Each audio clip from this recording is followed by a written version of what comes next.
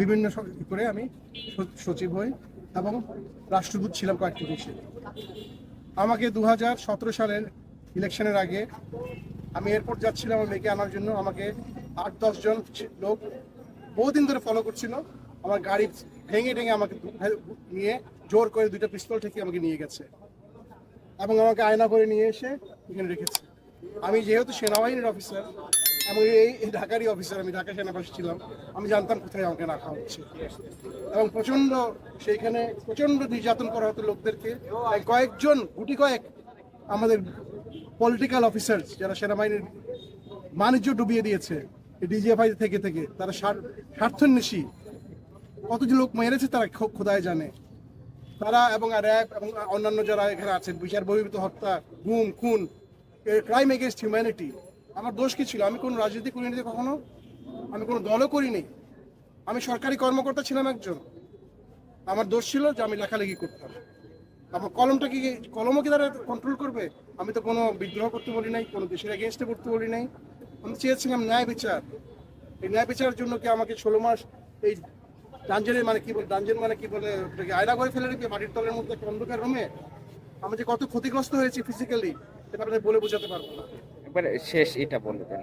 সবার মুক্তি চাই, যারা এগুলো করেছে তাদের বিচার চাই। এরা পুরো জাতির, সেনাবাহিনীর সবার জন্য এরা একটা কলঙ্ক।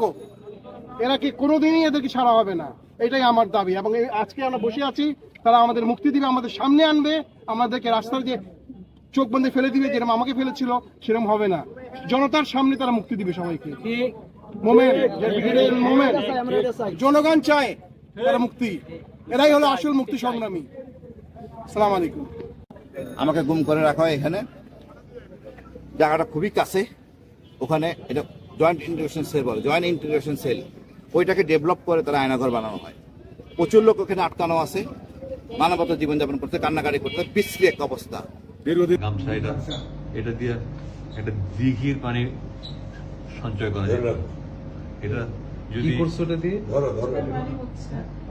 আট বছর কি করছো? প্রথমে নিয়েছিলাম আমি গরমের সময় নামাজ পড়ার জন্য, কিন্তু চোখের পানি মুছতে মুছতে মুছতে মুছতে এটা যে পরিমাণ চোখের পানি মুছছি, ওটা যদি সেভ করা যেত একটা বড় দিঘি হইতো। দিঘি বুঝো?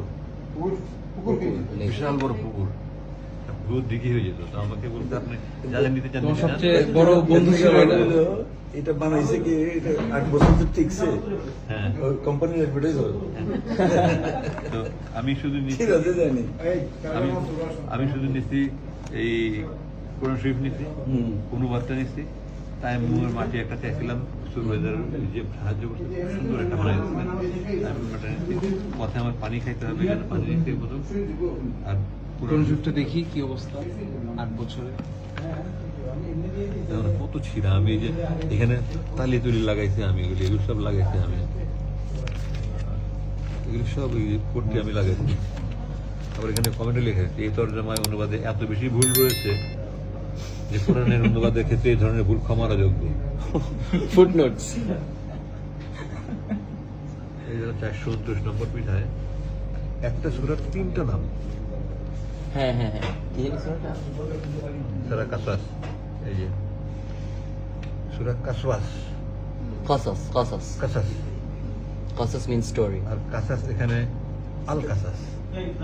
এক পৃষ্ঠায় একটা সূরার এই ধরনের সবাই পড়বে, কে পড়বে মানে সবাই পড়বে। আচ্ছা, নামাজ দীর্ঘদিন ধরে কানে রাতে ঘুমাইতে পারে না, টর্চার নির্যাতন চলতেছে, মুখ বন্ধ। এটা তো একটা স্বাধীন দেশে হইতে পারে না। আমরা কারো করা দিন না, কাউকে উঠে নিয়ে রাখা যায় না এইভাবে। এই সেনাবাহিনী আমাদের গর্বের সেনাবাহিনী, স্বাধীনতার প্রতীক সেনাবাহিনী।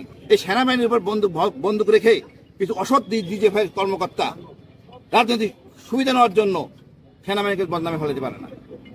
এই লোকদেরকে চিহ্নিত করতে হবে, বিচারে আনতে হবে এবং এদেরকে সবাইকে থাকতে হবে, জবাবদিহির মনে আনতে হবে। আমরা চাই ন্যায় বিচার, শান্তি শৃঙ্খলা। সেনাবাহিনী গর্বের সেনাবাহিনী থাকবে। সেনাপ্রধানের নিরপেক্ষতার জন্য তার অগ্রণী ভূমিকা থাকা দরকার আছে। তার ভূমিকা হলো এটাই যে সে কারণ ছাড়া অতি দ্রুত ছেড়ে দিবে আর আমাদের কাছে দিবে, ওই রাস্তা নিয়ে ফেলাই দিবে, চোখ বেঁধে। এটা হবে না, এইসব গল্প বন্ধ, 6-9 হবে না। এইখানে আমাদের দিতে হবে, আমরা এখানে যাবো না। আমরাও সেনাবাহিনী অফিসার, অনেক সেনাবাহিনী অফিসার আছে, এগুলো সবাই সেনাবাহিনী সদস্য, এদেশের সন্তান। কিছু অল্প কয়েকজন ডিজেভাই সদস্যের জন্য আমরা এটা হইতে পারি না। ডিজেভাই দেশ চালায় না। ওই রুমের মধ্যে কি হয়েছে এটা আমি বর্ণনা করতে চাই না। এই নৃশংসতা কি হয়েছে, আমার শরীরে এখনো ক্ষত চিহ্ন আছে।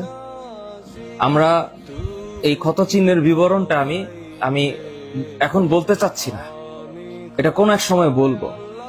আমি তখন আল্লাহর কাছে আমি একটা রিকোয়েস্ট করছি যে আল্লাহ তুমি যদি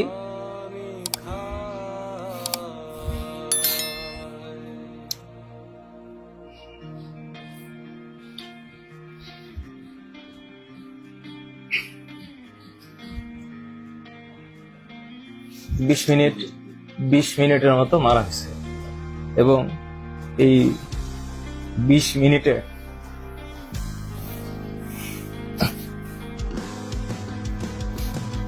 তুমি হাকিম হইয়া হুকুম করো, পুলিশ হইয়া ধরো, সর্প হইয়া দংশন করো, ওজা হইয়া সারো। তুমি হাকিম হইয়া হুকুম করো,